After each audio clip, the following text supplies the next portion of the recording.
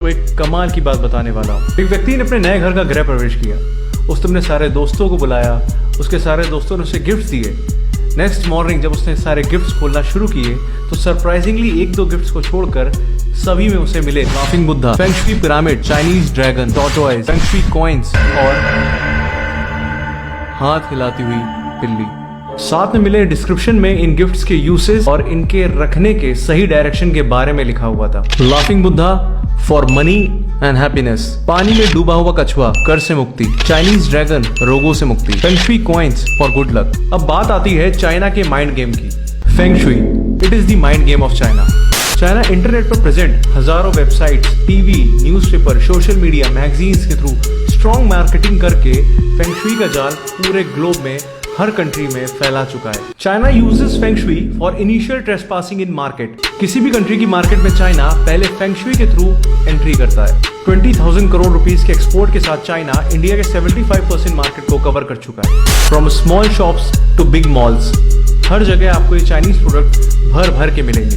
दिल्ली, मुंबई जैसी बड़ी सिटीज की कुछ शॉप्स की एवरेज पर डे सेल तो 35 to 75,000 तक है। Let's talk about China strategy to damage Indian economy. भगवान की मूर्ति से लेकर नटराज पेंसिल तक सबकी कॉपी बनाकर चाइना ओपनली इंडिया में एक्सपोर्ट करता है।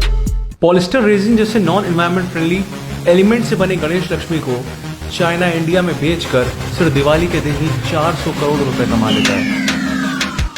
कम्युनिस्ट चाइना ने इसी तरह इंडिया के हजारों craftsman, small factories, cotton industries, handicraft को बुरी तरह डैमेज कर दिया है। कुम्हार, बढ़ई, लोहार, कर्मकार जैसी 2 करोड़ से ज्यादा पॉपुलेशन वाली जातियों के लोग आज बहुत पुअर कंडीशन में हो चुके हैं। चाइना ने हमको एक मैन्युफैक्चरिंग हब से हटाकर एक मिडिल मैन बनाकर खड़ा कर दिया है। अब बात करते हैं चाइना के दूसरे एस्पेक्ट की, चाइना साइकोलॉजिकल वॉरफेयर। अब जंग सिर्फ आर्म्स एंड एम्यूनिशन से नहीं, साइकोलॉजिकली भी लड़ी जाती है। चाइना फेंग शुई का यूज एज अ वेपन कर रहा है to destroy the spirituality of India. Let's talk about most famous laughing Buddha. Is it really Mahatma Buddha? No, Mahatma Buddha ने कभी नहीं कहा कि आप मेरी इस तरह की मूर्ति अपने घर में रखो तो आपको गुड लक और प्रॉस्पेरिटी मिलेगी। अफसोस की बात यह है कि आज हम इंडियंस, स्पेशली हिंदूज, तुलसी ऐसे पेरेनियल और मेडिसिनल प्लांट से ज्यादा लाफिंग बुद्धा को अपने घर में जगह देने लगे।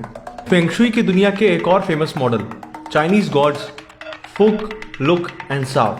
चाइना ने इन्हें नेम, फेम और लॉन्ग लाइफ देने वाला देवता बताकर 200 से लेकर 15,000 रुपए तक की मूर्तियां इंडिया में बेच डाली और हम इंडियंस ब्लाइंड फॉलोअर्स की तरह इनकी मूर्तियों को अपने घर, अपनी वर्क प्लेस में रखने लगे। मार्केट में ऐसे बहुत से चाइनीज फेंग शुई प्रोडक्ट्स हैं जो आपको नेम, फेम और मनी देने का यकीन दिलाते हैं। अगर ये काम करता है तो चाइना इसका यूज अपने कंट्री में क्यों नहीं करता? यदि ऐसा होता तो चाइना में हर 10 में से एक व्यक्ति गरीब ना होता। कमाल की बात यह है कि 1949 में पीपल्स रिपब्लिक ऑफ चाइना की फाउंडेशन के बाद चाइना ने फेंग शुई को as a feudalistic superstitious practice, as a social evil declare करके अपनी कंट्री में ही बैन कर दिया।